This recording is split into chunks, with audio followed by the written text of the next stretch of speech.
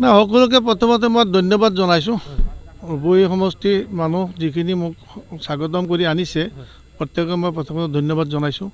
তেখেতসকলে ইমান কষ্ট কৰি নগাঁৱত হৈ মোক লৈ আহিলে। আগন্তুক লোকসভা তৎপৰ চলিছে। আমাৰ পাৰ্টিটো চাওক এটা গঠবন্ধনত আছে। যদিও যোৱা 6 তাৰিখৰ মিটিঙত যোৱা নাই, অহা 19 তাৰিখৰ মিটিঙত আমাৰ নেতা অখিলেশ যাদৱ ডাঙৰীয়া যাব। তাৰপিছত যিটো সিদ্ধান্ত হ'ব সেইমতে আমি কাম কৰিম। তেখেতে যিটো সিদ্ধান্ত দিব সেইমতে আমি কাম কৰি যাম। আৰু লগতে আপোনালোকৰ আগন্তুক সাংগঠনিক দিশতো বহুতো কাম যথেষ্ট আছে। নাই, আমাৰ বহুতেই কাম আছে। মই 10 তাৰিখে মোক এপইণ্টমেণ্টহে দিছে। ইয়াত সমাজবাদীৰ গণবৃত্তি আছিল এটা সময়ত।